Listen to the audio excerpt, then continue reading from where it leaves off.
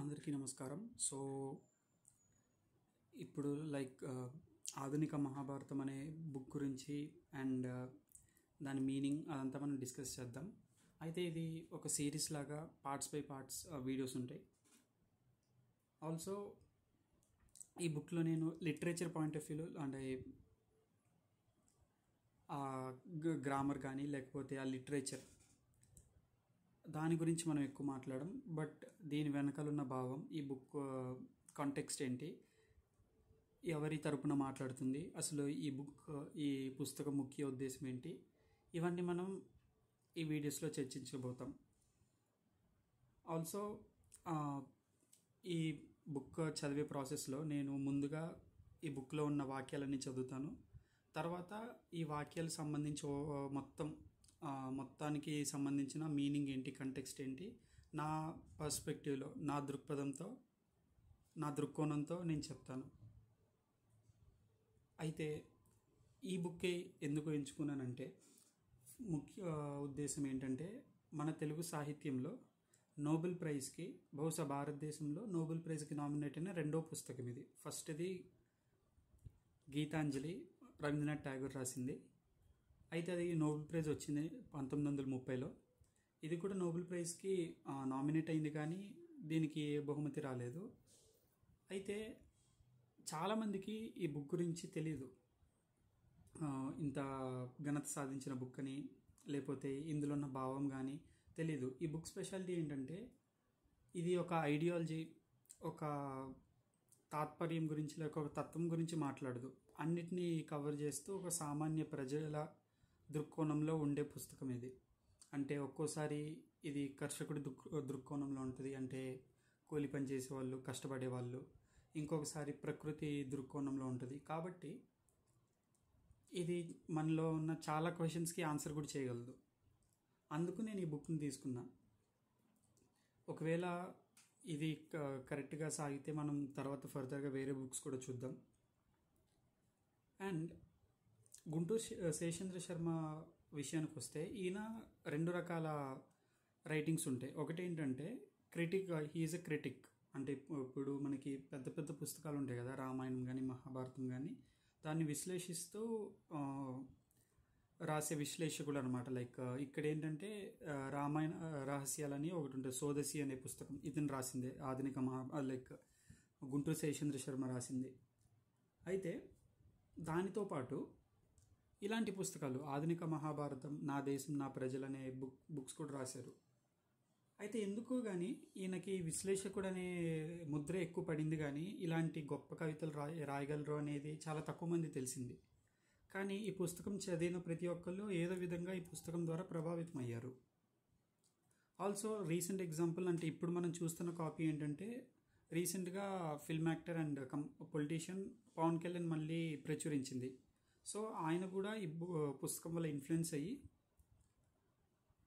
దీన్ని మళ్ళీ రీప్రింట్ చేయించి సొంత మనీతో అందరికి అందేలా చేశారు. So I mean that's very good act. లేకపోతే ఈ పుస్తకం ఎవరికి దొరికేది కాదు. ఎందుకంటే ఇది 1980 నుంచి 86 ఆ టైం, 1980 to 1986 ఆ టైంలో ఆంధ్రజ్యోతి అనే పేపర్లో ప్రతిసారి రాసిన ఆర్టికల్స్ అన్నీ కలిపితే ఈ బుక్ అయింది. సో మనకి ఈ పుస్తకం కరెక్ట్గా దొరకదు ఇఫ్ ఎట్ ఆల్ ఇది పబ్లిష్ అవ్వకపోయి ఉంటే. సో ఇది పబ్లిష్ అవ్వడం వల్ల చాలామందికి దొరికింది అండ్ చాలా మంచిగా సేల్స్ అవుతున్నాయి కూడా. దాదాపు ఫస్ట్ ఎడిషన్లో 25,000 కాపీలు వస్తే త్వరగా సేల్ అయిపోయింది. అండ్ రీసెంట్గా మళ్ళీ కాపీస్ వచ్చి అవి కూడా ఆల్మోస్ట్ సేల్ అయిపోయాయి. సో దీన్ని బట్టి బుక్ ఫేమస్ అవుతుంది. అట్ ద సేమ్ టైం ఈ పుస్తకాన్ని ఒక సామాజిక స్పృహతో చదివితే మనకి ఇంకా బాగా అర్థమవుద్ది. అండ్ ఈ వీడియోస్లో కూడా నేను సాహిత్యం పరంగా నేనేం కామెంట్ చేయను, బికాస్ నాకు అర్హత కూడా లేదు. బట్ నా దృక్కోణంతో, నాకున్న కొద్దిపాటి సామాజిక స్పృహతో నేను చదివి నా ఉద్దేశాలు, నా భావాలు ఈ పుస్తకానికి సంబంధించింది చెప్తాను. సో అంతే. సో మనం ఇప్పుడు మొదలెడదాం.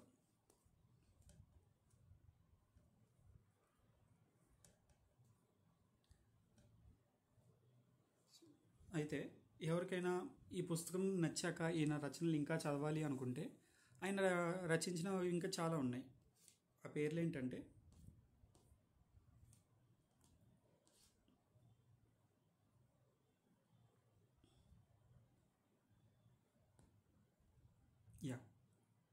ఆధునిక మహాభారతం ఒకటి. ఈ ఆధునిక మహాభారతం అనేది ఒక సింగిల్ బుక్ కాదు. అంటే ఇందాక చెప్పినట్టు చాలా కవితలు ఎప్పటి నుంచో రాస్తున్న, కొన్ని సంవత్సరాలుగా రాస్తున్న కవితలన్నింటినీ ఒక కంపైల్ చేసి, క్రోడీకరించి అంటాం కదా, అలాగా మొత్తాన్ని కంపైల్ చేసి ఒక బుక్ లాగా చాలా పర్వాలు 8 సర్గలు ఉంటాయి, 8 పార్ట్స్. అవన్నీ కలిపితే ఇప్పుడు ఆధునిక మహాభారతం అనే పుస్తకం, నా దేశం నా ప్రజలు అనేది. దానికి తోడు సొరాబు, జనవంశం, వచ్చింది ఓట్ల ఋతువు, ఇది ఒక చిన్న కవిత. దాని తర్వాత మబ్బుల్లో దర్బార్, విహ్వాల, ఇలాంటి రచనలు. ఇవన్నీ ఏంటంటే కవితలు లేకపోతే చిన్న చిన్న కథలు రాసినవి. అయితే ఆయనకు బాగా పేరు వచ్చింది విమర్శ వల్ల. రక్తరేఖ, కాలరేఖ, కవిసేన మేనిఫెస్టో, షోడశి. సో షోడశి అనేది చాలా ఫేమస్ ఉన్న అన్ని బుక్స్లో. ఈయనకి షోడశి అనే దానికి సాహిత్యం పరంగా చాలా మంచి పేరు వచ్చింది. కాబట్టి ఎవరికైనా ఇంట్రెస్ట్ ఉంటే ఈ బుక్ అయిన తర్వాత మిగతా కూడా చదవచ్చు.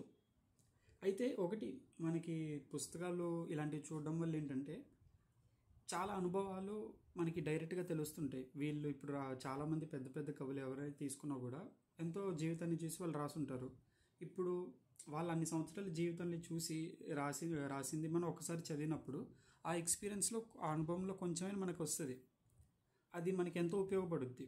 వికాసాన్ని అండ్ మన పరిణామాన్ని, మన ఎవల్యూషన్ని ఇంకా బాగా ప్రోగ్రెసివ్గా వెళ్ళేటట్టు చేస్తాయి. కాబట్టి ఏదో ఒక పుస్తకం ద్వారా మనకి ఒక పరిచయం ఉంటే, ఆ పుస్తకంతో పరిచయం ఉంటే చాలా బాగుంటుంది మనకి వికాసం పరంగా కానీ ఏ రకంగా అయినా.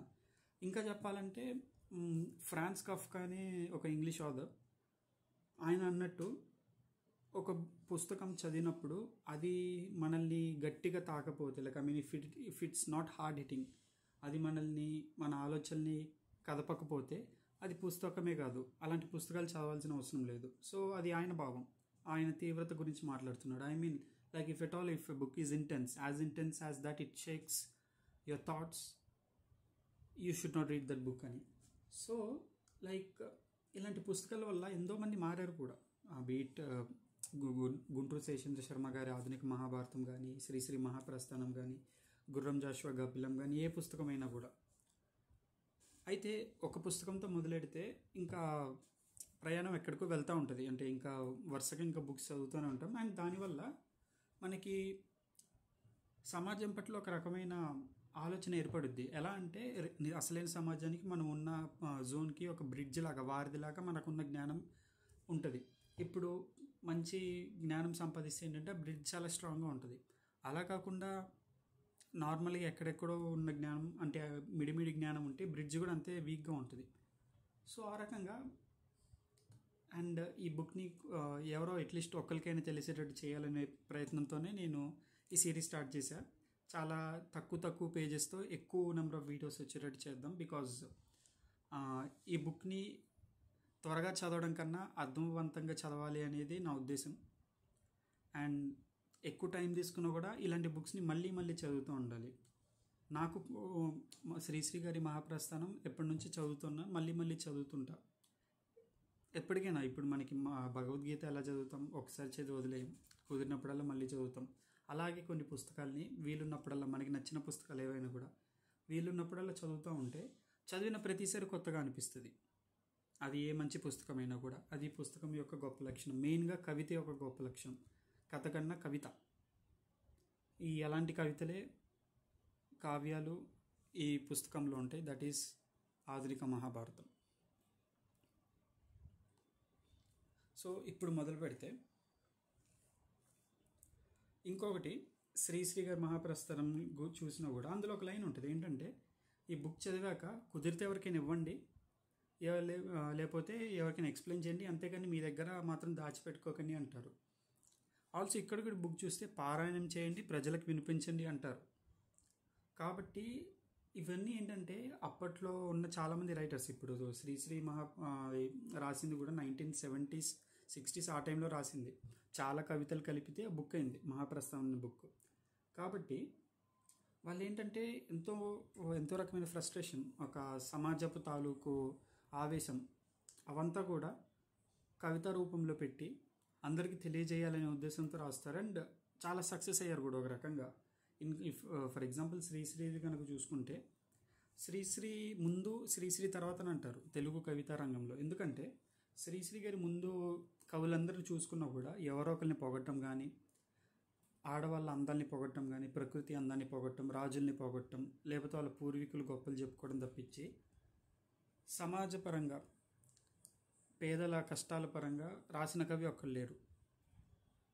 కాబట్టి అండ్ ఆల్సో ఇంకోటి ఏంటంటే చాలా రూల్స్ అండ్ రెగ్యులేషన్స్ ఎక్కువ ఉండేది తెలుగు కవిత్వంలో. ఇప్పుడు మనకి లఘువులు గురువులు కానీ లేకపోతే ఇవన్నీ ఉంటాయి కదా, అవన్నీ చాలా టఫ్గా ఉండేది అండ్ అందరికీ అందేది కాదు ఈ రూల్స్ అన్నీ.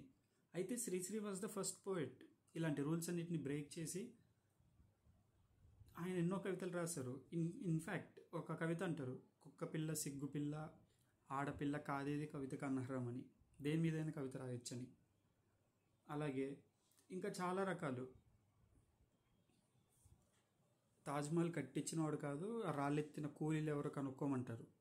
పల్లెకిలో ఉండేది ఎవరో కాదు, ఆ పల్లెకి మోసి బోయేవాడు ఎవరో కనుక్కోమంటారు. ఇలాంటిది యువతని మేల్కొల్పుతూ పదండి ముందుకు పదండి త్రోసుకు పోదాం పోదాం పైకి అనే కవిత రాశారు. రైతుల గురించి పొలాలన్నీ హలాల దున్ని హిలాతలంలో హేమం పిండగ జగానికంతా సౌఖ్యం నింపగ బలం దరిద్రికి దరి కావించే కర్షక వీరుని ధర్మజలానికి కర్మజలానికి ఖరీదు లేదోయ్ అని చెప్పారు. కాబట్టి ఇలాగా చెప్పడం వల్ల ఎంతోమంది జనాలకి సాధారణంగా అర్థమయ్యి వాళ్ళు చాలా మార్పు చెందగలిగారు. అలాగే ఇంకా చాలామంది గొప్ప గొప్ప తెలుగు రైటర్స్ అప్పట్లో ఎక్కువగా మనకి 1980s 1970s ఈ టైంలో ఎక్కువ మంచి మంచి రైటర్స్ మంచి మంచి కవులు ఉంటారు. ఇన్ఫ్యాక్ట్ స్వాతంత్రం ముందులో కూడా మనకి చలం గారు రాసిన ఎన్నో బుక్స్ అవి చాలా బోల్డ్గా అండ్ చాలా టఫ్గా ఉండేది తీసుకోవడం కూడా. అంటే చాలామందికి అండ్ ఇన్ఫ్యాక్ట్ ఇప్పుడు కూడా చాలా చలం పుస్తకాలు చదివితే ఎవరికి డైజెస్ట్ కాలేదు, ఎందుకంటే చాలా బోల్డ్ ఉంటుంది. ఫిజికల్ ప్లెజర్ గురించి, ఫిజికల్ ఫ్రీడమ్ ఆఫ్ ఉమెన్ గురించి ఎంతో చక్కగా రాశారు. ఏది 1920sలోనే రాశారు అప్పట్లో. ఇప్పుడు కావాలంటే మీరు చలం రాసిన మైదానం అనే పుస్తకం చదవచ్చు. సో ఇక్కడ ఏంటంటే స్త్రీ యొక్క స్వేచ్ఛ స్వభావం గురించి వాటన్నిటి గురించి 1920s అంటే అప్పట్లో ఏంటంటే మనది చాలా రిగ్రెసివ్ పేట్రియార్కల్ సొసైటీ, ఆ టైంలో ఎంతో ధైర్యంగా రాసిన పుస్తకాలు. కాబట్టి ఈ కవులు కూడా సోల్జర్స్కి ఏమాత్రం తీసుకోరు ధైర్యంలో. అండ్ అలాంటి కవులు రాసిన పుస్తకాలు చదివినప్పుడు మనం కూడా అందులో ఎంతో కొంత స్ఫూర్తి నిలుపుకోవడం అనేది ముఖ్య ఉద్దేశం. సో ఆ ఉద్దేశంతో మనం ఇంకా మొదలెట్టేద్దాం. ముఖ్య వివరణ. ఆధునిక మహాభారతం 1970-86 మధ్యకాలంలో ప్రచురించిన శేషేంద్ర వచన కవితా సంకలనం సమాహారం. 1984లో అప్పటి వరకు వెలువడ్డ కవితా సంకలనాలను పర్వాలుగా రూపొందించారు. ఆంధ్రప్రభ వారపత్రికలో ఈ వివరణతో సహా ఆధునిక మహాభారతం ధారావాహికంగా వెలువడింది. 1984-86 వరకు ఆంధ్రజ్యోతి సచిత్ర వారపత్రికలో శేషేంద్ర జాలం శీర్షికన చిన్న కవితలు వెలువడ్డాయి. వీటికి అరుస్తున్న ఆద్మీగా పేరు పెట్టారు. ఆధునిక మహాభారతంలో ఆద్మీ పర్వంగా చేర్చారు. శేషేంద్ర ఆధునిక మహాభారత వ్యాస విరచిత భారతానికి ఏ సంబంధం లేదు. శేషేంద్ర మాటల్లోనే ఆధునిక మహాభారతం అంటే నేటి మన భారతదేశం. ఫలితంగా శేష జ్యోత్స్న పర్వంగా, నా దేశం నా ప్రజలు ప్రజాపర్వంగా, మండే సూర్యుడు సూర్యపర్వంగా, గొరిల్లా పశు పర్వంగా నీరై పారిపోయింది. ప్రవాహ పర్వంగా, సముద్రం నా పేరు సముద్ర పర్వంగా ఇందులో రూపొందాయి. అయితే ఇక్కడ ఏంటంటే చిన్న చిన్న టైటిల్స్తో ఉన్న పోయమ్సే మొత్తాన్ని డెవలప్ చేసి ఒక పార్ట్స్ ఒక వాల్యూమ్స్ కింద పర్వం కింద చేర్చారు. ఒక సూచన. కాలానుగతంగా లోకధర్మం పుడుతుంది. లోకధర్మాన్ని చూపించే పురాణ ఇతిహాస కావ్య శాస్త్రాదులు పుడతాయి. వ్యాస మహాభారతం ప్రాచీన ప్రజల కోసం పుట్టింది. ఈ ఆధునిక మహాభారతం ఆధునిక యుగీన ప్రజల కోసం పుట్టింది. వ్యాస భారతం ఉత్తర దేశంలో పుడితే ఆధునిక భారతం దక్షిణ దేశంలో పుట్టింది. ప్రాచీన భారతం పండిత భాషలో పుడితే ఆధునిక భారతం ప్రజల భాషలో పుట్టింది. తొలుత వ్యాస భారతం 8000 శ్లోకాలు గల జయమనే ఇతిహాసం అయితే ఆధునిక భారతం 8 సర్గలు గల నా దేశం నా ప్రజలు అనే ఇతిహాసంగా అంకురించింది. అది భూమి కోసం జరిగిన యుద్ధమైతే ఇది కూడా భూమి కోసం జరిగిన యుద్ధమే. అక్కడ ఉన్నత కుటుంబాలు భూమిని హస్తగతం చేసుకోవడానికి యుద్ధం చేస్తే ఇక్కడ ప్రజానీకం భూమిని హస్తగతం చేసుకోవడానికి యుద్ధం చేస్తారు. వ్యాస భారతంలాగే ఇది కూడా క్రమంగా పెరిగి బృహత్ గ్రంథమైంది. దానిలాగే ఇది ఇతిహాసము, పురాణము, మహాకావ్యము, పారాయణ గ్రంథము, పుణ్య ప్రదము. వర్గ చైతన్యం జ్వలింపజేయడమే ఇక్కడ కావ్య హృదయం. ఆధునిక మహాభారతాన్ని తెలుగు గ్రామాల్లో ప్రతి పూర్ణిమ రాత్రి గ్రామ చెట్టు క్రిందో, గ్రామ రచ్చబండ దగ్గరో, దేవాలయ మంటపంలోనో చిన్న చిన్న జన సముదాయాల్ని సమీకరించి కావ్యప్రియుడైన వ్యక్తి శ్రావ్య కంఠంతో గానఫక్కీలో వినిపించడం ప్రజావళికి శ్రేయోదాయకం. అదే పురాణ శ్రవణం. ఆధునిక మహాభారతం వింటే గులాం మనస్తత్వం కారణంగా వంగిపోయిన మోకాళ్ళలో బలం వచ్చి మనిషి కాళ్ళు నిటారుగా నిలుస్తాయి. దానిపైన వంగి సలాములు చేసి వంకర టింకర్లో అయిపోయిన వెన్నుముక్క ఇనుప చువ్వలా నిల్చుంటుంది. సిగ్గు విడిచి తల వంచి మెలిగే అలవాటు చేత సదా వేలాడే తల ఒక్కసారిగా భుజాల మీదకి లేచి నిర్భయంగా నిలబడుతుంది. మనిషిగా మారిపోతాడు, భూగోళానికి ఇరుసు అవుతాడు. అయితే ఈ పేజీలో మనకి ఒక డిస్క్లైమర్ లాగా ఇచ్చారు. ఈ బుక్ అసలు మనం ఏం ఎక్స్పెక్ట్ చేయొచ్చు బుక్ నుంచి, అసలు ఈ బుక్ ఎందుకు రాశారు, ఈ బుక్ని ఎలా వాడాలి అని. అయితే ఇక్కడ ముందు లైన్స్ కనుక చూస్తే కాలానుగతంగా లోకధర్మం పుడుతుంది, దాని నుంచి ఇతిహాసాలు వస్తాయి అంటారు. అది నిజమే. ఎందుకంటే ఇప్పుడు మన ఏ ఇతిహాసాలు తీసుకున్నా కూడా, రామాయణం, మహాభారతం, లేకపోతే విష్ణు పురాణం, ఏదైనా కూడా ముందుగా ఒక ధర్మం ఏర్పడ్డాక, అది ఎస్టాబ్లిష్డ్ ధర్మం అయ్యాక అందులో నుంచి సత్యం ఏంటో తెలుసుకున్నాం, నిజాలు అబద్ధాలు ఏంటో తెలుసుకున్నాం. ఆ నిజాలు అబద్ధాలు బట్టి మంచి ఏంటో చెడేంటో తెలుసుకొని దాన్ని బట్టి జరిగిన ఇన్సిడెంట్స్ని ఒక కథలా రాశారు. ఇప్పుడు రామాయణం కనుక తీసుకుంటే ముందు ఒక ధర్మం అనేది ఏర్పడ్డాక, అందులో నిజాలు బయటపడ్డాక అందులోంచి మంచి చెడు తీసుకున్నాం. ఫర్ ఎగ్జాంపుల్, రావణాసురుడు ఎందుకు చెడ్డవాడంటే సీతను అపహరించినందుకు. అయితే ఇక్కడ సీతలోకి ఒక ఆడపిల్లని అపహరించడం, కిడ్నాప్ చేయడం అనేది తప్పు. కాబట్టి రావణాసురుడు చెడ్డవాడయ్యాడు. ఇప్పుడు కిడ్నాప్ చేయడం అనేది తప్పు అనేది ఎక్కడి నుంచి వచ్చింది? నిజాలు అబద్ధాలు అనే కాన్సెప్ట్ నుంచి వచ్చింది. అవి ఎక్కడి నుంచి వచ్చాయి? ధర్మం అనే కాన్సెప్ట్ నుంచి వచ్చింది. కాబట్టి ముందు ఒక లోక ధర్మం, ప్రతి చోట ప్రతి కాలానికి ఒక ధర్మం అనేది ఉంది. ఆ ధర్మం నుంచి మనకి ఎథిక్స్ అండ్ మోరల్స్ అవన్నీ వచ్చాయి. అండ్ దాన్ని బట్టి మనకు ఒక లెన్స్ అనేది ఏర్పడింది, మంచి ఎందులోని చూడాలి, చెడు ఎందులోని చూడాలని. అప్పటి నుంచి మనకి మంచి ఎగ్జాంపుల్స్, చెడ్డ ఎగ్జాంపుల్స్ అలా వచ్చాయి. కాబట్టి అన్నిటికీ బేస్ ఏంటి? ధర్మం. అండ్ ఈ ప్రతి పురాణాలు ఏవైతే ఉంటాయో, రామాయణం, మహాభారతం, లేకపోతే ఏదైనా కూడా ఈ ధర్మం గురించి మాట్లాడతాయి. ధర్మం లేనిదే ఏదీ లేదు. అయితే ఈ ఆధునిక మహాభారతం కూడా ఇలాంటి ధర్మం గురించి మాట్లాడుద్ది. పురాతన మహాభారతం ఏదైతే ఉందో వ్యాసుడు రాసింది, అందులో చాలా కావ్యాలు ఉంటాయి. అక్కడ ఏంటంటే కురుక్షేత్ర యుద్ధం గురించి రాస్తారు, మహాభారతం ఇవన్నీ ఉంటాయి. అక్కడ కూడా మనకి హస్తినాపురంలో జరిగిన కురుక్షేత్రంలో జరిగిన యుద్ధం ఏదైతే ఉందో అది రాజ్యం కోసమే కదా, భూమి కోసమే కదా. ఇప్పుడు కూడా భూమి కోసం కొట్టుకుంటున్నాం. అయితే అప్పట్లో ఇప్పుడు రాజరికాలు ఏం లేవు, ఇప్పుడంతా ప్రజాస్వామ్యం. కానీ ప్రజల్లో కూడా చాలా డివిజన్స్ ఏర్పడ్డాయి. అండ్ మనం మన రైట్స్ కోసం, మన భూమి కోసం పోట్లాడుతున్నాం. పోట్లాడేదంతా ప్రజలే, పోట్లాడేది కూడా ప్రజలతోనే. అలాంటి పరిస్థితుల్లో రాసిన పుస్తకమే ఈ ఆధునిక మహాభారతం. అయితే ఈయన అనేది ఏంటంటే, ఇలాంటి బుక్ ప్రతి ఒక్కళ్ళు, అంటే ఈ కావ్యాలని ప్రతి ఒక్కళ్ళు గ్రామాల్లో మనకి పురాణాలు ఎలా అయితే చదివి వినిపిస్తారో అలాగా ప్రతి ఒక్కరు వినాలనేదే ఈయన ఆకాంక్ష. అది పక్కన పెడితే ఈ ఆధునిక మహాభారతం చదవడం ద్వారా ఒక ఆత్మస్థైర్యం, ఆత్మగౌరవం అనేది మనకి ఏర్పడుద్ది. అందుకే ఇక్కడ రాస్తారు, నిటారుగా మనం నిల్చుంటామని. అంటే ఇప్పటిదాకా మనకి ఏంటంటే గులాంగిరి ఎక్కువ.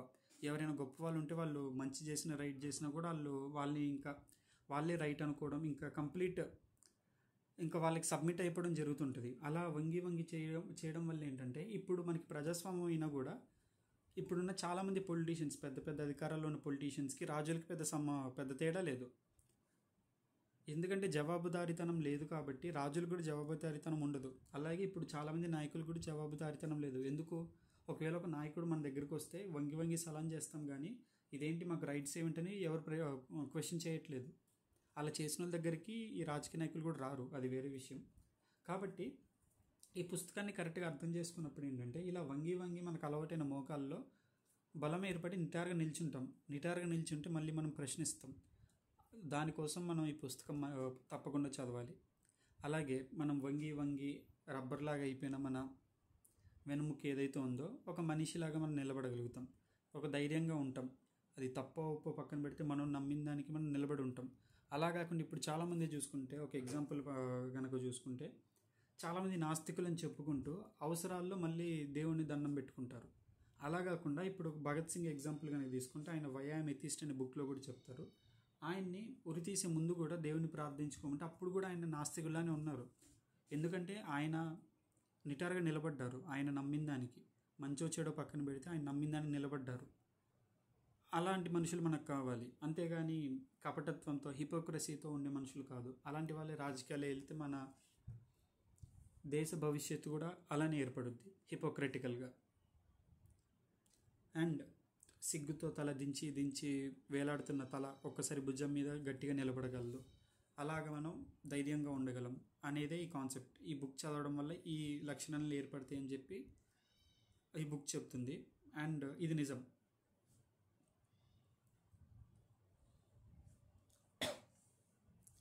అవతారిక. మానవ హస్తం శ్రమకు మూలస్థానం, శ్రమ మానవ నాగరికతకు జన్మస్థానం అనే ఆధునిక యుగీన చేతనకు ఇవ్వబడిన కావ్య రూపమే ఈ నా దేశం నా ప్రజలు అనే ఆధునిక మహాభారతం. నిర్విరామ భ్రమణం చేసే కాలమే ఒక నిరంతర శ్రామికుడు. ఈ శ్రామికుడి హస్తమే సూర్యుడని శ్రామిక లోక వస్తు నిర్దేశంతో సూర్యోదయంతో కావ్యారంభమవుతుంది. లేస్తోంది ఉషకాంతుల్లో ఉంచి ఒక హస్తం. ఆ హస్తం నిరంతర శ్రామికుడి సమస్తం. ఆధునిక మహాభారతం అంటే మన ఆధునిక మహాభారతదేశం. పూర్వకాల దేశం కాదనడానికే ఆధునికం అనబడింది. ఏ దేశకదే కేవలం కర్షక ఇతిహాసమో ఆ దేశకథ ద్వారా మానవ జాతి ఇతిహాసం చెప్పబడుతుంది. మానవ జీవితం ఒక మహాభారతం. అన్ని జీవితాల్లోనూ ఉంటాయి. అరణ్యవాసం, అజ్ఞాతవాసం, ఆ తర్వాత యుద్ధం. అరణ్యవాస అజ్ఞాతవాసాలు కూడా యుద్ధానికి రూపాంతరాలు. తీవ్రతమ యుద్ధాలు ఆ 3 దశలు. ఇలా జీవితమంతా ఏదో విధంగా మనిషి జీవించడానికి జరిపే పోరాటమే. యుద్ధ ఫలితంగా లభించిన సింహాసనం అంటే జీవన సంగ్రామ ఫలం. మనిషి తృప్తిగా అనుభవించేది కాదు. లాంఛనప్రాయము క్షణమాత్రము. సింహాసన ప్రాప్తికి ఉత్తర క్షణమే స్వర్గారోహణం. అది కూడా స్వర్గ ఆరోహణం. ఆరోహణ సమతల గమనం కాదు. స్వర్గారోహణ పర్వతారోహణ. అత్యంత కష్టభరితమైన కంటకశీలామయ దీర్ఘ ప్రయాణం. అట్టి స్వర్గారోహణలో మనిషి శరీర భాగాన్ని తెలుసుకోవడం మొదలు పెడతాడు. ఆ శరీర భారాన్ని తెలుసుకోవడం మొదలు పెడతాడు. శరీరాన్ని మోయజాలని దశ చేరుతాడు. అప్పుడు శరీరాన్ని జార విడుస్తాడు. స్వర్గారోహణలో దేహధారణ అసాధ్యమై మానవుడు త్యాగం చేస్తాడు.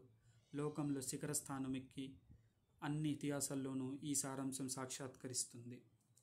ఇది మకుటం ధరించి శాసించే రాజు నుండి మడిదున్ని బ్రతికే రైతు వరకు సమస్త మానవ జాతికి సాధారణంగా సమానమైన జీవనానుభూతి. అందరికీ సుఖ దుఃఖ మిశ్రమ పాత్ర జీవనయాత్ర. ఈ జీవన సంగ్రామం నుంచి పారిపోమ్మని పిరికితనం మనిషిని వెంటాడుతూ ఉంటుంది. పరాజయం బలం అడుగడుగునా బెదిరిస్తూ ఉంటుంది. కానీ అంతిమ క్షణం వరకు జీవన పోరాటం సాగించడమే మానవ ధర్మం.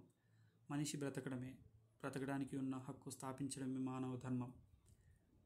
తన జీవన హక్కును అనుభవించడానికి అవసరమైతే శస్త్రధారణ చేయడం మానవ ధర్మం.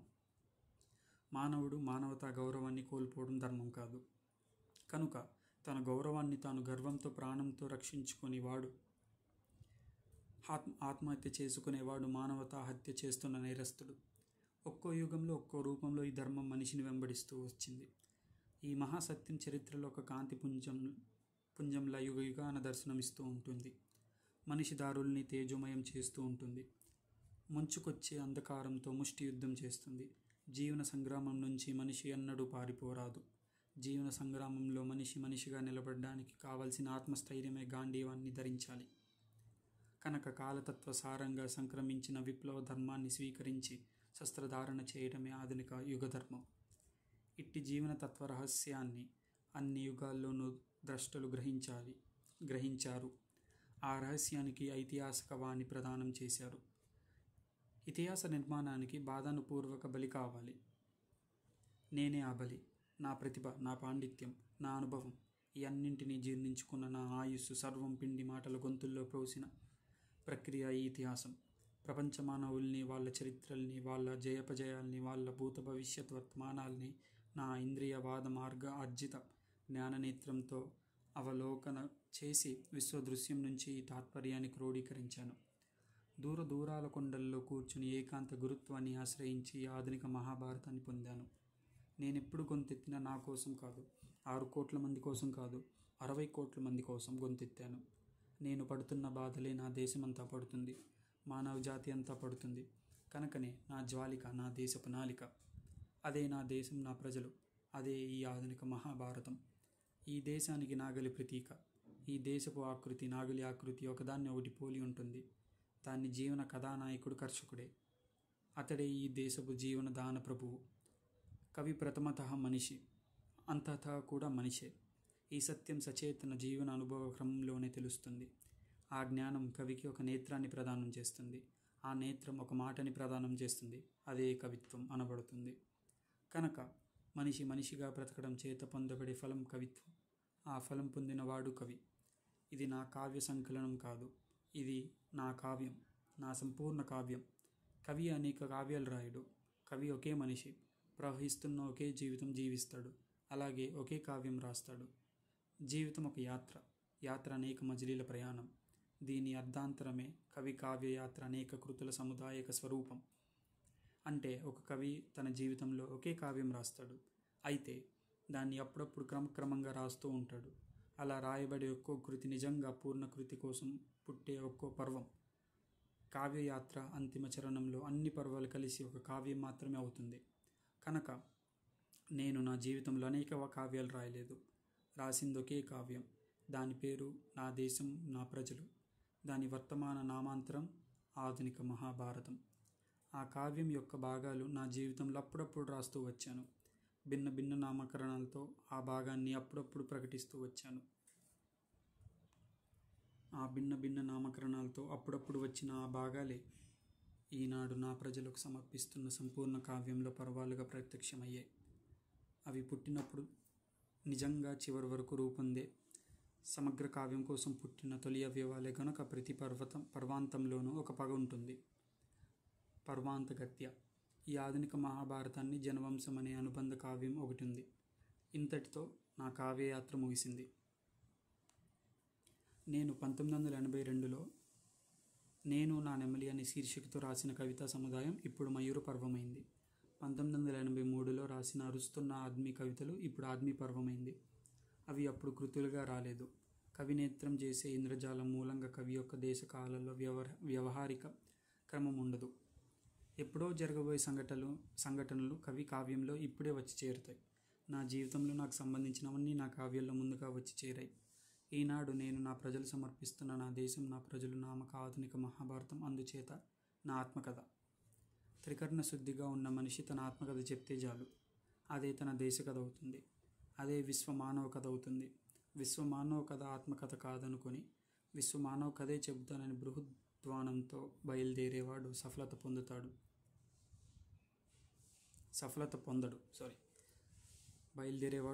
పొందడు. అతడు కావ్యతత్వం ఎరగని వాళ్ళని చూపించడానికి ఒక ఉదాహరణ. ఈ ఆధునిక మహాభారతం రూపొందించే అవకాశం నాకు కలగడం, నా జీవితాన్ని నా ప్రజలకు సమర్పించే అవకాశం లభించడం అనే అదృష్టంగా భావిస్తున్నాను. ఉన్నది ఒకటే అని నమ్ముతూ, దానితో పాటు తానే అది తెలిసిన వాడినని కూడా నమ్ముతూ జీవించే జీవి కంటే రెంటిలో ఏదో ఒక సత్యం అనే సిద్ధాంతాన్ని చేరలేని సంశయగ్రస్తుడే జ్ఞానానికి న్యాయం చేస్తున్నాడు. మూర్ఖుడిలో ఆత్మవిశ్వాసం ఎక్కువ, ఆత్మజ్ఞానం తక్కువ. అదే వాడి ధైర్యానికి జన్మస్థానం. అయితే మూర్ఖుడు సుఖి, సంశయగ్రస్తుడు దుఃఖి. వ్యావహారిక లోకంలో దేశ కాలాలనే జననీ జనకులకు పుట్టిన ఇతిహాసం జ్ఞానానికి, జీవన సంగ్రామానికి మధ్య ఉన్న సంబంధాన్ని నిర్ణయిస్తుంది.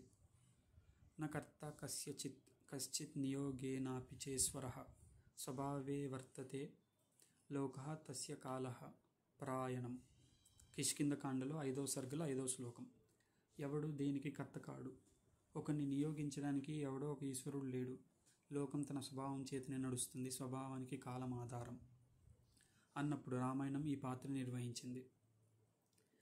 జీవితం అనే పద్మపత్రం మీద ఉన్న చంచలమైన జలబిందు జ్ఞానం. అది శాశ్వతం కాదు, పరిణామగ్రస్తం. భూగోళం మీద అంకురించిన మానవ జన్మలో సహజంగా ఉన్న దోషాలు సృష్టి సిద్ధమైన హద్దులో ఉన్నాయి. అవి మానవాతీతమైనవి. మానవుడు ఆర్జించే జ్ఞానం మీద వాటి శాసనం ఉంటుంది. కనుకనే యుగయుగాన పూర్వ పూజిత సిద్ధాంతం అనంతర పూజిత సిద్ధాంతం చేత తోసివేయబడుతుంది. ఇలా ఒక యాత సిద్ధాంత పరంపర వలయం మానవ ఇతిహాసంలో నిరంతర భ్రమణం చేస్తూ ఉంటుంది. కానీ ప్రాణకోట్ల జీవన సంగ్రామం మాత్రం యథాతథంగా సాగుతూనే ఉంటుంది. వాస్తవంగా ఈ జీవన సంగ్రామాన్ని ఎదుర్కొనే శక్తి మనిషికి కావాలి, జ్ఞాన నిర్ణయం కాదు. జీవన సంగ్రామాన్ని ఎదుర్కొనే శక్తినిచ్చే గ్రంథమే మానవ తరుణోపాయ దర్శకమైన జ్యోతి. కవి మానవుడి మార్గాన్ని తాను సృష్టించిన అలంకారంతో ప్రదీప్తం చేస్తాడు. అందుకే ఆధునిక మహాభారతం ఆద్మి పర్వంలో ఉంటుంది. కవిత్వం ఒక మెస్మరిజం, కవి కన్ను ఒక ప్రిజం. నేను సృష్టించిన అలంకారం నీ అంధకారానికి దీపం. అయితే ఇది ఇంట్రొడక్షన్ మాత్రమే, అవతారిక అంటారు. సో ఒక్కసారి దీని మీనింగ్ కనుక చూస్తే ఈ బుక్ యొక్క ఎసెన్స్, ఈ బుక్ యొక్క తత్వం అనేది మనకి లైట్గా అలవాటు పడుద్ది. అయితే ఇక్కడ ఏమంటారంటే ఎక్కువగా ఇక్కడ మెయిన్ ముఖ్యమైన వ్యక్తి ఎవరు ఈ పుస్తకంలో అంటే తప్పకుండా అది కవే. అయితే ఈ కవికి ఎన్నో రూపాలు ఉంటాయి. కవి జీవితంలో ఎన్నో చూస్తూ ఉంటారు. ఎలా అంటే ఒక్కోసారి ఒక కర్షకుని, ఒక రైతుని చూడొచ్చు, ఇంకొకసారి ప్రకృతిని చూడొచ్చు, ఇంకొకసారి రాజకీయ నాయకుల్ని చూడొచ్చు. అలాగ చూసే క్రమంలో తన జీవితం అంతా ఒక నదిలా కనుక తీసుకుంటే ఎన్నో మార్గాల్ని, ఎన్నో ప్లేసెస్ని దాటి చివరిలో సముద్రంలో కలిసిపోతాం. అలాగే ఎన్నో ఎక్స్పీరియన్సెస్తో కవి జీవితం సాగుతూ ఉంటుంది. అలా సాగుతున్న క్రమంలో వచ్చిన ప్రతి ఎక్స్పీరియన్స్ని కవిత రూపంగా చేసి రాయబడిందే ఈ మహాభారతం, ఆధునిక మహాభారతం అనే పుస్తకం.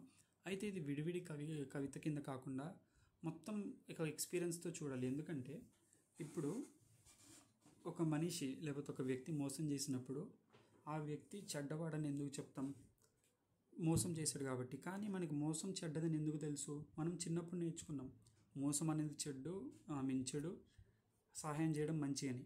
అది మనం చిన్నప్పుడు తెలుసుకున్నాం కాబట్టే పెద్దయ్యాక మోసం తప్పు అని చెప్పి కవిత రాయగలిగింది కదా. అయితే ఇప్పుడు మనం ఒకవేళ మోసం అనేది తప్పు అని చెప్పి కవిత రాస్తే అది ఇప్పటిది కాదు, మనం చిన్నప్పుడు తెలుసుకున్న ఒక సత్యం, మోసం చేయడం తప్పనేది. ఆ సత్యం ద్వారా వచ్చిన కవితే ఒక 20 ఏళ్ళ తర్వాత మనం రాస్తాం.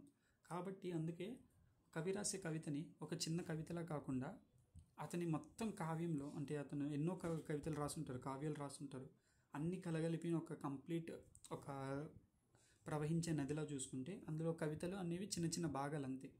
కాబట్టి ఒక కావ్యాన్ని ఇంకో కావ్యంతో వేరు చేయడం కానీ కుదరదు మనకి. ఎందుకంటే కావ్యం కానీ కవిత కానీ ఇవన్నీ ఏంటంటే ఏవో ఊరికే రాసిన పదాలు కాదు. ఒక సమాజం తాలూకు, జాతి తాలూకు ఆవేదన అయి ఉండొచ్చు, ఒక వ్యక్తి తాలూకు ఆక్రోషం అయి ఉండొచ్చు, ఆవేశం అయి ఉండొచ్చు. అవన్నీ కలగలిపి ఎన్నో సంవత్సరాలు రగులుతూ ఆ వేడికి బయటకు వచ్చి ఆవిరి దాన్నే కవితగా మార్చి ఎంతోమంది రాస్తారు. కావాలంటే మీరు ఎన్నో కవితలు చూసుకుంటే అందులో ఫ్రస్ట్రేషన్ కనపడుద్ది. ఫర్ ఎగ్జాంపుల్ మనకి గుర్రం జాషువా గారు కనుక తీసుకుంటే ఆయన ఒక దళిత పోయిట్ అనమాట, దళిత కవి. అయితే ఒక ప్రెస్ మీట్ లాంటిది ఒకటి జరుగుతున్నప్పుడు చాలామంది ఆయన దళిత జాతి గురించి అడిగారు కవిత్వం కన్నా. అప్పుడు ఆయన చెప్పారు ఒక మాట, అదేంటంటే కులమతాల గీతలు గీచిన జొచ్చి పర్వతాల పంజరాన గట్టువడని నేను, నిఖిల లోకమెట్లు నిర్ణయించిన నాకు తగదు విశ్వనరుడని నేను అన్నారు. అంటే దాని అర్థం గుర్రం జాషువా అనే ఎవరైనా కూడా ఆయన అనేది ఏంటంటే కులాలు మతాలు గీసిన పంజరాల్లో నేను ఉండను, ఆ కేజెస్లో నేను కన్ఫైన్ అయి ఉండను, లోకం ఏదైనా అనుకొని నేను యూనివర్సల్ హ్యూమన్ బీయింగ్ అంటారు. అయితే ఇది ఎమ్మటి వచ్చిన లైన్ అయి ఉండదు, పక్కాగా ఎప్పటి నుంచో ఉన్న ఫ్రస్ట్రేషన్, ఎప్పటి నుంచో ఆయన ఆవేదన, అవన్నీ కలగలిపి ఒక సందర్భంలో బయటపడ్డాయి. ఇలాగే కావ్యాలు కూడా ఏంటంటే ఎప్పటి నుంచో ఉన్నవి అన్నీ కలగలిపి ఒక ఎక్స్పీరియన్స్లో చూడాలి ఒక కావ్యాన్ని, అదే ఇక్కడ మాట్లాడారు. అయితే ఇక్కడ కావ్యాలు ఏంటంటే ప్రకృతి పాయింట్ ఆఫ్ వ్యూలో కర్షకుడు పనిచేసే వాళ్ళ పాయింట్ ఆఫ్ వ్యూలో ఎక్కువ ఉంటాయి.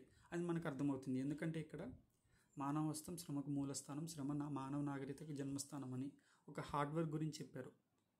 అండ్ మనిషి వర్క్ చేస్తూ కొద్దే మన మానవ నాగరికత హ్యూమన్ ఎవల్యూషన్ జరిగింది. మనిషి కష్టపడ్డాడు కాబట్టి మనం చక్రాన్ని కనుక్కున్నాం, నిప్పుని కనుక్కున్నాం, తర్వాత చక్రాన్ని కనుక్కున్నాడు కాబట్టి తర్వాత ఎన్నో వచ్చాయి. బేస్ అనేది వీలే కదా.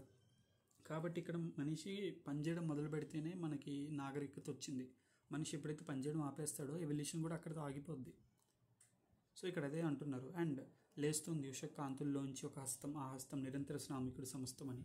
అండ్ ఇక్కడ ఉషకాంతుల్లో అంటే ఏంటంటే సూర్యుడి కిరణాలు. సూర్యుడి కిరణాలు లేగిస్తేనే మనకి సూర్యోదయం వస్తుంది, అప్పుడే మనకి డే అనేది మొదలవుద్ది.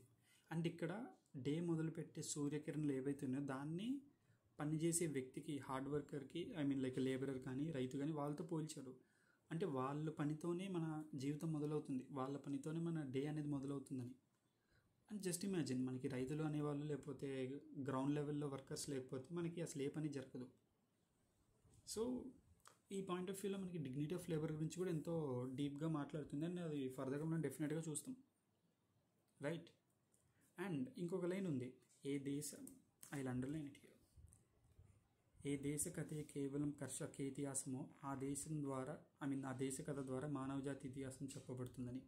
అంటే దీని అర్థం ఏంటంటే ఏ దేశ కథ చూసినా కూడా నార్మల్గా ఎప్పుడైతే ఆ దేశ కథ అక్కడున్న కర్షకులు అంటే వర్క్ చేసేవాళ్ళు, వాళ్ళ గురించి చెప్పుద్దో అదే మానవ జాతికి ఆ దేశకు అదే మానవజాతి ఇతిహాసం చెప్పబడుతుంది. అంటే దాని అర్థం ఏంటంటే ఇప్పుడు ఏ దేశంలో అయితే వర్కర్స్ గురించి మాట్లాడతారో, ఏ ఇతిహాసంలో అయితే వర్కర్స్ గురించి మాట్లాడతారో అదే మానవ జాతి గురించి కూడా చెప్పేది. ఎందుకంటే ది ట్రూ హ్యూమన్స్ లేకపోతే the ground level real humans are these hard workers, like ఈ పనిచేసే పీపుల్. అండ్ పనిచేసే ప్రతి ఒక్కళ్ళు వాళ్ళకే రైట్స్ కానీ డ్యూటీస్ కానీ వాళ్ళే కదా చేసేది, పనిచేసే వాళ్ళే కదా. They follow all the duties and rights. కాబట్టి ద రియాలిటీ, ఫర్ ఎగ్జాంపుల్ ఇప్పుడు మన ఇండియా కనుక తీసుకుంటే గాంధీ అన్నట్టు the soul of the nation lies in the villages. భారతదేశపు ఆత్మ గ్రామాల్లో నివసిస్తుంది. ఎందుకంటే లైక్ గ్రౌండ్ లెవెల్లో the real country implies to the rural area of the country. గ్రామాల్లో నిజమైన భారతీయత, ఆ సంస్కృతి, కల్చర్ అనేది ఉంటుంది. ఆ విధంగానే గ్రౌండ్ లెవెల్లో మానవ హక్కులు ఎలా ఉన్నాయి, లేకపోతే మానవ జీవితం ఎంత బాగుంది లేకపోతే ఎంత బాగాలేదని తెలుసుకోవడానికి ఈ గ్రౌండ్ లెవెల్ వర్కర్స్ ఎవరైతే ఉంటారో వాళ్ళ లైఫ్సే ఒక ప్రాపర్ రిఫ్లెక్షన్. అండ్ ఏ దేశకదైతే ఈ ప్రాపర్ రిఫ్లెక్షన్ చూపించిందో అది ఆ కాలపు మానవ నాగరికత గురించి చెప్పుద్ది అని ఇక్కడ చెప్పారు. అండ్ మహాభారతంలో ఎలా అయితే చాలా పర్వాలు ఉంటాయి, ఫర్ ఎగ్జాంపుల్ పాండవులు పాచికల్లో ఆటలో ఓడిపోయాక, జూదంలో ఓడిపోయాక వాళ్ళు అరణ్యవాసం, తర్వాత 12 ఏళ్ళు 13 ఏళ్ళు అరణ్యవాసం, 1 సంవత్సరం అజ్ఞాతవాసం చేశారు. అయితే ఆ టైంలో కూడా ఏంటంటే వీళ్ళకి కండిషన్స్ ఉండేవి. లైక్ అజ్ఞాతవాసం టైంలో అయితే ఎవరికైనా పొరపాటున కనబడినా కూడా మళ్ళీ అరణ్యవాసంకి వెళ్ళి అక్కడ నుంచి డే 1 నుంచి మొదలుపెట్టాలి. అందుకే వాళ్ళు అంతటి పాండవులు లాంటి స్ట్రాంగ్ పీపులే విరాట పర్వంలో విరాట్ మహారాజు దగ్గరికి వెళ్తారు. అందుకే మనకు ఒక లైన్ అంటారు,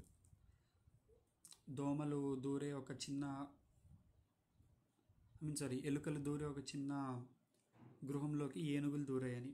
విరాట మహారాజు యాక్చువల్లీ చాలా వీక్ పర్సన్, బట్ అలాంటి వాళ్ళ దగ్గర ఈ పాండవులు ఎవరైతే ఉన్నారో వాళ్ళు తలదూర్చారు అజ్ఞాతవాసంలో. ఎలాగంటే భీముడు వచ్చేసి వంట మనిషిలాగా, నకుల సహదేవులేమో స్టేబుల్లో గుర్రాలని మేనేజ్ చేసే వాళ్ళలాగా, అండ్ అర్జునుడేమో నర్తనశాల ఒక నర్తకి, డ్యాన్స్ టీచర్ లాగా, ద్రౌపది ఏమో ఒక లైక్ సర్వెంట్ లాగా. ఈ విధంగా ఆ పాండవులందరూ విరాట్ మహారాజు దగ్గర ఉన్నారు. అయితే ఒక్కసారి ఏమవుద్దంటే విరాట మహారాజు మీదకి ఈ కౌరవులు దండయాత్రకు వస్తారు, ఇక్కడ పాండవులు ఉన్నారని తెలుసుకొని. ఆ టైంలో అర్జునుడు గాంధీవం జమ్మి చెట్టు దగ్గర గాంధీవం దాచిపెడితే అక్కడికి తీసుకెళ్ళి అక్కడ గాంధీవాన్ని తీసి యుద్ధాన్ని గెలుస్తారు. ఆ టైంకి అజ్ఞాతవాసం అయిపోద్ది, కాబట్టి పాండవులు గెలుస్తారు. మొత్తం వనవాసం ప్లస్ అరణ్యవాసం ప్లస్ అజ్ఞాతవాసం. ఇప్పుడు ఈ ప్యారలల్స్ లైక్ ఇలానే మనం కూడా మన జీవితంలో ముందు అరణ్యవాసంలో ఏం చేస్తారు, వీళ్ళు అంతా వెయిట్ చేసి ఉంటారు. మనం కూడా అంతే, ఒక అవకాశం కోసం చిన్నప్పటి నుంచి మనం మన స్కిల్స్ని పెంచుకుంటానో లేకపోతే మన జీవితాన్ని గడుపుతానో అరణ్యవాసం లాగా జాగ్రత్తగా ఒక అవకాశం కోసం ఎదురు చూస్తూ ఉంటాం. ఆ ప్రాసెస్లో ఒక్కోసారి ఎవరికి కనబడకుండా దూరంగా వెళ్ళి ఓన్గా పనిచేస్తుంటాం. ఒక్కోసారి ఇప్పుడు ఏమన్నా దేనికైనా చదవడానికో లేకపోతే అలా వెళ్ళినప్పుడు అందరినీ వదిలేసి వెళ్తుంటాం. ఇప్పుడు చాలామంది సోల్జర్స్ వాళ్ళ ఫ్యామిలీని వదిలేసి వెళ్తుంటారు. అక్కడికి వెళ్ళినప్పుడు వాళ్ళు కేవలం సోల్జర్స్ మాత్రమే. ఇక్కడ కుటుంబంతో ఉన్నప్పుడు ఒక తండ్రి ఒక కొడుకు అలా అయి ఉంటారు, కానీ ఒక బాధ్యతలు ఉంటాయి. కానీ అక్కడ బార్డర్కి వెళ్ళినప్పుడు యుద్ధం జరిగేటప్పుడు కేవలం సైనికులు మాత్రమే, అజ్ఞాతవాసులు వాళ్ళంతా. అయితే ఇలాగా అయ్యాక చివరిలో మనం ఏదో ఒక రకంగా మనకి అవకాశాలు వస్తే చివరికి మనం గెలుస్తాం. సో ఇక్కడ ఏంటంటే ఈ మహాభారతం ప్యారలల్స్ మనకు కూడా ఉంటుంది. అందుకు ఈ మహాభారతానికి ఆ మహాభారతానికి పెద్ద తేడా లేదని అంటారు. ఎందుకంటే ఏదైనా కూడా మనం యుద్ధం చేస్తాం. ఇప్పుడు as it is told that like చాలా స్పర్మ్స్, లైక్ మిలియన్స్ ఆఫ్ స్పర్మ్స్లో ఒక స్పర్మ్ మాత్రమే ఎగ్తో ఫర్టిలైజ్ అయ్యి జైగోట్గా ఫామ్ అవుద్ది. సో ఇక్కడ నుంచి మనకి రేస్ అనేది మొదలైంది. చాలా స్పర్మ్స్తో స్పర్మ్ అనేది పోట్లాడుద్ది.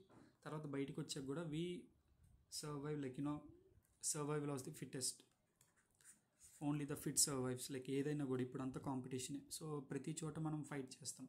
ఇప్పుడు కూరగాయలు రైతు బజార్కి వెళ్ళినప్పుడు కొంచెం లేట్ అయినా కూడా మనకి ఫ్రెష్ కూరగాయలు రావు. సో అక్కడ త్వరగా వెళ్ళడానికి పోరాటం చేయాలి. అండ్ ఆఫీస్కి వెళ్ళేటప్పుడు ట్రాఫిక్ జామ్ అవుద్ది. ట్రాఫిక్ జామ్ అవ్వకుండా ముందు వరుసలో ఉంటే మనకి ట్రాఫిక్ జామ్ కాదు కాబట్టి త్వరగా వెళ్ళడానికి అక్కడ మనం పోరాటం చేయాలి. పరీక్ష రాసేటప్పుడు పోరాటం చేయాలి, రాశాక దాన్ని నిలుపుకోవడానికి పోరాటం చేయాలి. కాబట్టి పోరాటం లేనిది జీవితం లేదు. పోరాడేవాడు లేకపోతే అసలు జీవించడం కుదరదు. పోరాటం అనేది ఉండాలి అండ్ పోరాడాలి కూడా. అండ్ ఈ బుక్ కూడా అదే చెప్తుంది, మనిషి పోరాటం అనేది సహజం. అండ్ పోరాడే ప్రాసెస్లో మనకు వచ్చే క్రెడిబిలిటీస్ ఏవైతే ఉంటాయో, లేకపోతే మనకు వచ్చే అచీవ్మెంట్స్ ఏవైతే ఉంటాయో, దే ఆర్ వెరీ మొమెంటరీ. ఇప్పుడు సింహాసనం ఉన్నా కూడా తర్వాత ఏం చేయాలి, సింహాసనం వచ్చింది కదా అని చెప్పి రాజు రెస్ట్ తీసుకోడు, సింహాసనాన్ని కాపాడుకుంటాడు. కాపాడుకున్నాక మళ్ళీ ఏం చేస్తాడు, రెస్ట్ తీసుకోడు, మళ్ళీ ఆ సింహాసనం ఆ రాజ్యాన్ని పెంచుకుంటూ వెళ్తాడు. ఏ యుద్ధం చూసినా అంతే, ఏ రాజు చూసినా అంతే. రిలాక్స్ అయిన రాజు చివరికి చనిపోయాడు, యుద్ధంలో ఓడిపోయాడు. కాబట్టి ఏదైనా కూడా ఇది కంటిన్యూస్ ప్రాసెస్. గెలవటం అనేది క్షణం మాత్రమే. మనం ఓడిపోయినా గెలిచినా క్షణం మాత్రమే ఆనందంగా లేకపోతే బాధగా ఉంటాం. తర్వాత మళ్ళీ ముందుకు వెళ్ళాలి కదా. అలా వెళ్ళకుండా మనకి ఒక ఊరు వెళ్తున్నాం, ఊరు వెళ్ళే ప్రాసెస్లో చాలా మైల్ స్టోన్స్ కనపడతాయి. మైల్ స్టోన్ వచ్చింది కదని చెప్పి అక్కడే కూర్చొని ఉంటే మనం ముందుకు వెళ్ళలేం. So mile stones just stone indicators అంతే, ముందుకు వెళ్తూ ఉండాలి. అండ్ ఇక మనకు వచ్చే అచీవ్మెంట్స్ కానీ లేకపోతే డిజాస్టర్స్ కానీ అవన్నీ క్షణం మాత్రమే ఉంటాయి. లైక్ ఏదైనా కూడా తర్వాత మళ్ళీ we need to move on. And ఇక్కడ అవే చెప్తున్నాయి. అండ్ స్వర్గారోహణం అనేది అదే ఏంటంటే మనిషి చచ్చేదాకా పోరాడుతూనే ఉంటాడు. అండ్ సుఖంగా అండ్ లైక్ ఒక ప్రాపర్ డెత్ ఉన్నప్పుడే కంప్లీట్ విన్ అయినట్టు. ఫర్ ఇన్స్టెన్స్ అందుకే ఈ స్వర్గారోహణని పర్వతారోహణతో కంపేర్ చేశారు. లైక్ పర్వతారోహణ అంటే మౌంటైన్ ఎక్కడం. మౌంటైన్ ఎక్కే ప్రాసెస్లో ఇక ఫర్ ఎగ్జాంపుల్ ఇది మౌంటైన్ అనుకుంటే, మౌంటైన్ ఎక్కే ప్రాసెస్లో ఇక్కడ పీక్ వరకు వెళ్ళేంత వరకు ఎంత దూరం వెళ్ళినా కూడా మనం ఇంకా వెళ్తూనే ఉండాలి. టిల్ పీక్ వచ్చే టైంకి మనం అంతా రిలాక్స్ అవుతాం. అండ్ ఇక్కడ ఈ పీక్ అనేది స్వర్గం, లైక్ చనిపోవడం అనుకోవచ్చు ఇక్కడ. దీన్ని మహాభారతంలో మహాప్రస్థానం అనే కాన్సెప్ట్తో కంపేర్ చేసుకోవచ్చు. అంటే ఎలా అంటే మహాభారతం అయిపోయాక వీళ్ళంతా పాండవులు ఎవరైతే ఉన్నారో వాళ్ళు చాలామంది కజిన్స్ని కోల్పోయారు, కౌరవులంతా చనిపోయారు. తర్వాత చనిపోయాక ఏమైందంటే భీముడు కుంతిని ధృతరాష్ట్రుని అవమానించడం జరిగింది. వీళ్ళంతా ఇంకా వెళ్ళిపోయి రాజ్యాన్ని వదిలేద్దాం అనుకున్నారు. కుంతి కూడా కృష్ణుడికి శాపం పెట్టింది వీణు, లైక్ ద్వారక మునిగిపోవడం కానీ ఇవన్నీ జరగడం, లైక్ ఈ శాపం వల్ల అని చెప్పి యాజ్ పర్ ద స్క్రిప్చర్స్ ఉంటాయి. అయితే దాని తర్వాత ఏమైందంటే కృష్ణుడికి కూడా బొటనవేలికి బాణం తగులుద్ది, కృష్ణుడు కూడా అవతారం చెల్లిస్తారు. దాని తర్వాత హస్తినాపురంలో దొంగలు పడతారు. పాండవులందరూ వాళ్ళ పవర్స్ని కోల్పోతారు. ఎప్పుడైతే కృష్ణుడు చనిపోతారో పాండవులు వాళ్ళ పవర్స్ని కోల్పోయి నార్మల్ పీపుల్, ఇప్పుడు వాళ్ళు నార్మల్ రాజులు. ఆ దొంగలు అర్జునుడిని కూడా కొట్టేస్తారు, అర్జునుడిని కూడా ఓడిస్తారు దొంగలు చాలామంది. ఆ 16,000 మంది గోపికలు ఎవరైతే ఉన్నారో వాళ్ళందరినీ ఇబ్బంది పెడతారు. ఆ గోపికలందరూ ఆత్మహత్య చేసుకుంటారు. 8 మంది భార్యలు ఎవరైతే ఉన్నారో వాళ్ళందరూ కూడా ఆత్మహత్య చేసుకుంటారు కృష్ణుడు చనిపోయాక. అయితే ఇంకప్పుడు ఈ జీవితం మీద విరక్తి లాంటిది పుట్టి పాండవులు 5 అండ్ ద్రౌపది ఈ 6 కలిసి హిమాలయాల పర్వతానికి వెళ్ళడం మొదలెడతారు. ఆ ప్రాసెస్నే మహాప్రస్థానం అంటారు. అలా వెళ్తూ దారిలో అందరు చనిపోతూ ఉంటారు. చివరికి ఒక కుక్క ధర్మరాజు ఇద్దరు మాత్రమే కొండపైకి చేరుకుంటారు. అండ్ ఆ కుక్కే ధర్మరాజు వాళ్ళ ఫాదర్. సో ఇక్కడ చూస్తే అల్టిమేట్లీ వీళ్ళు కూడా స్వర్గానికి వెళ్ళారు పాండవులు. అండ్ ఆ ప్రాసెస్లో దేహాన్ని చలించారు, దేహాన్ని వదిలేశారు.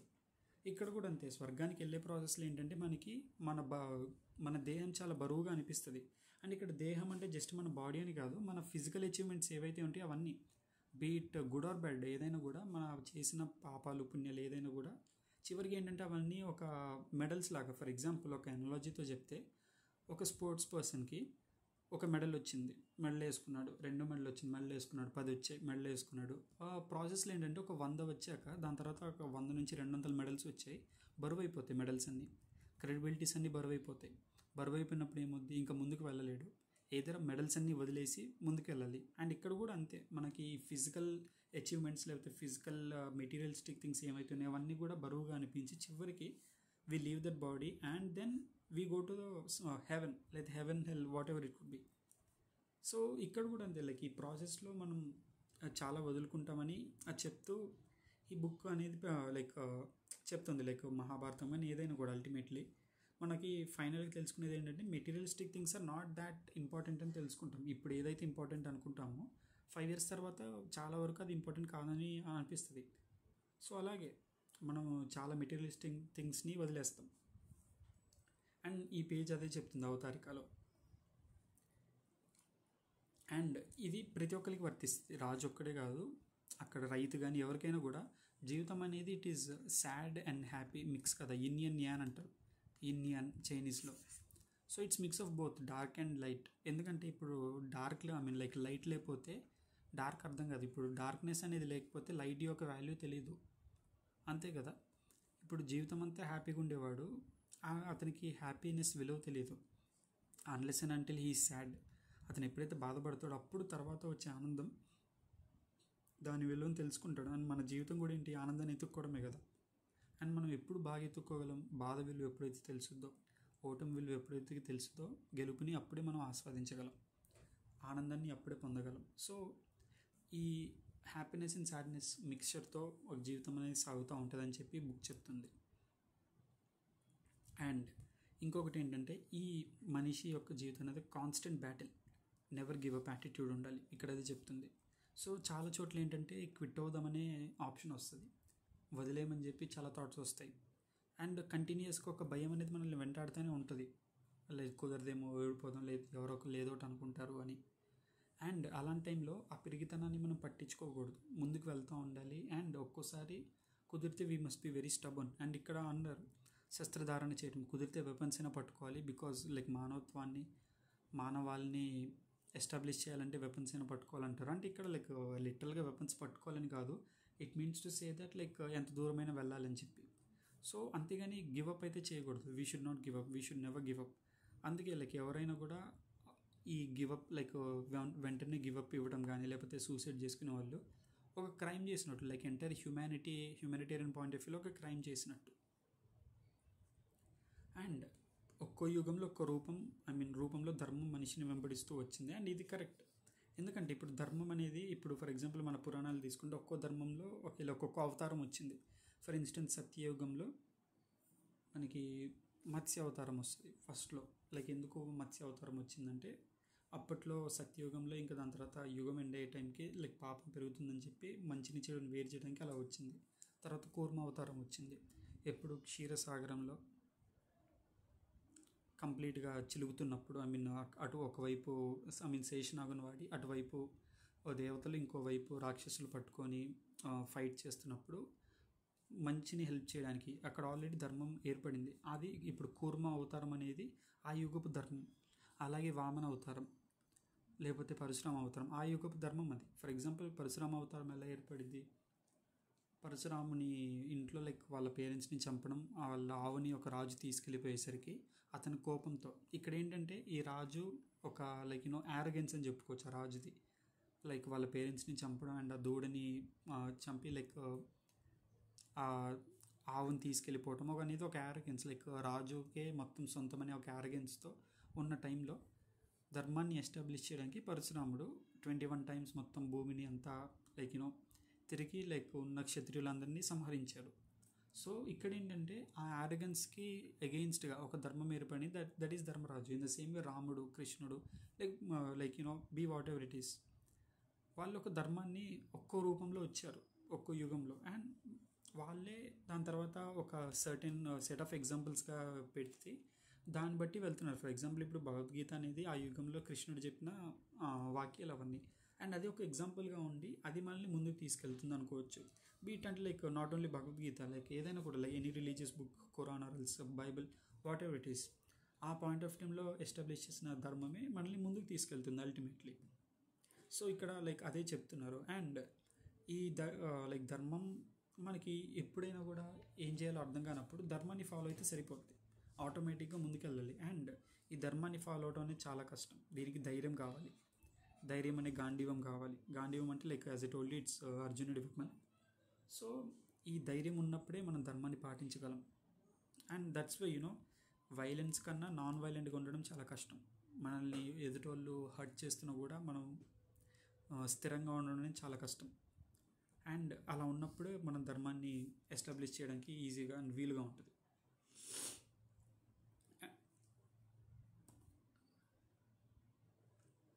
అండ్ ఇక్కడ ఈయన అంటుంది కూడా లైక్ ఎవరైనా ఒక ఇతిహాసాన్ని రాయాలంటే ఆయన లైక్ ఆయన ఎంటైర్ ఎక్స్పీరియన్స్ని బలివ్వాలి.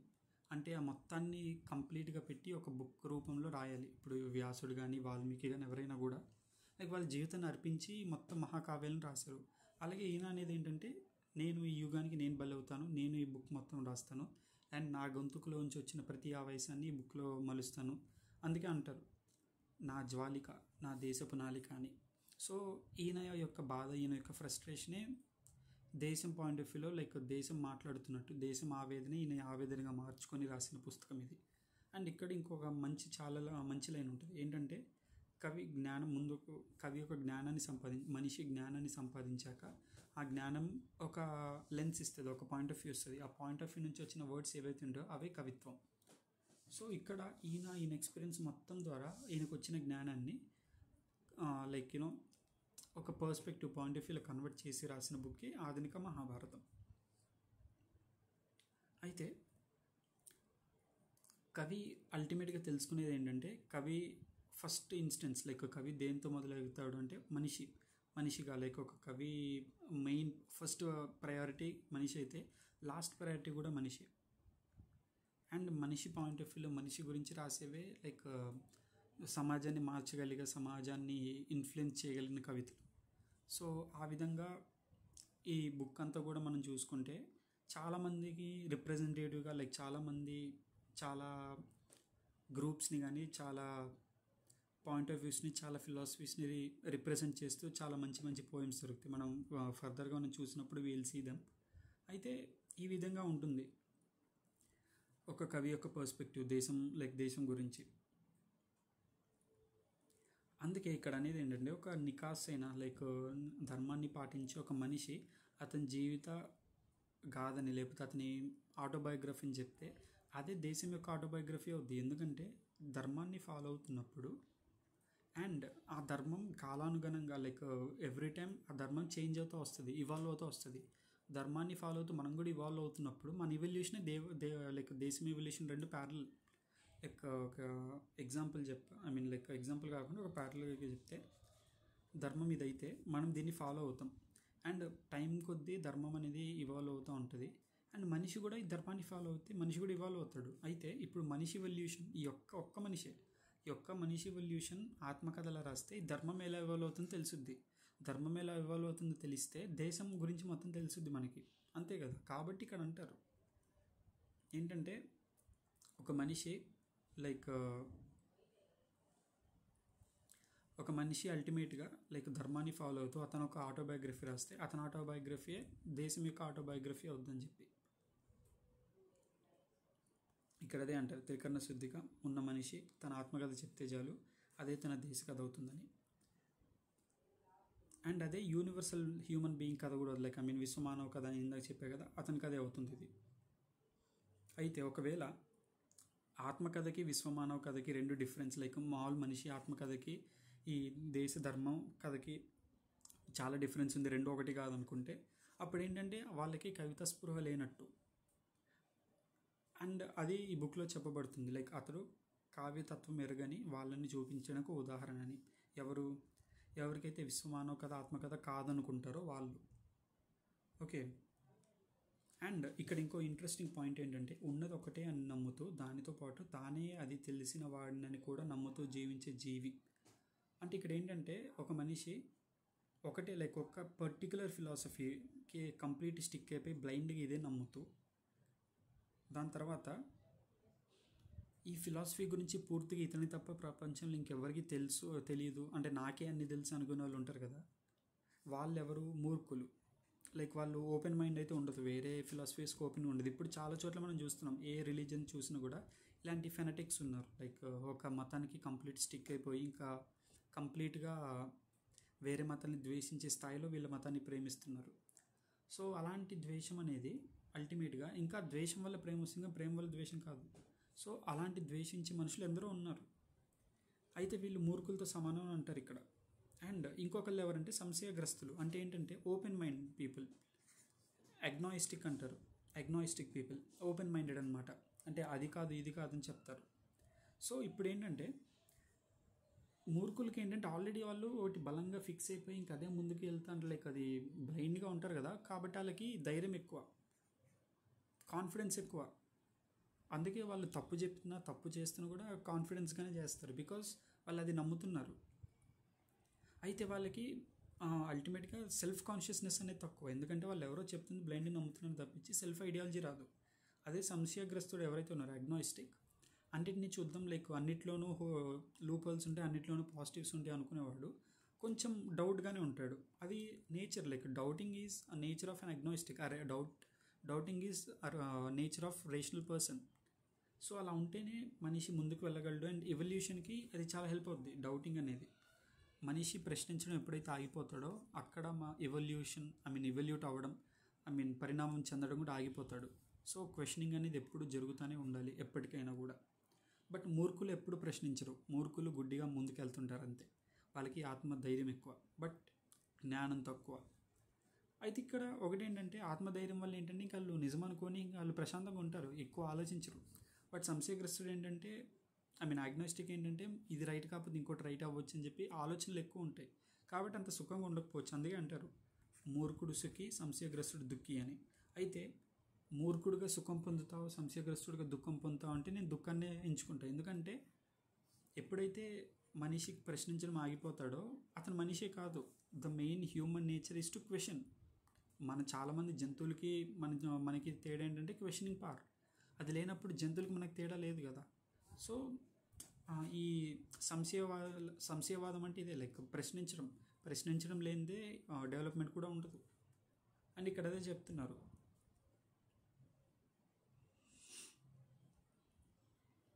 సో ఇక్కడ ఇంకో లైన్ చూస్తే, జీవితం అనే పద్మపత్రం మీద ఉన్న చంచలమైన జలబిందు జ్ఞానం.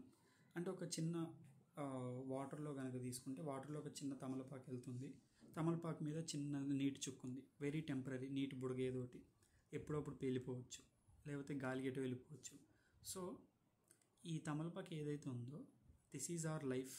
అండ్ ఈ నది ప్రవాహం అనేది ఫ్లో ఆఫ్ లైఫ్ అనుకుంటే ఇందులో ఉన్న చిన్న జలబిందు లైక్ చిన్న డ్రాప్ ఏదైతే ఉందో అది మన జ్ఞానం.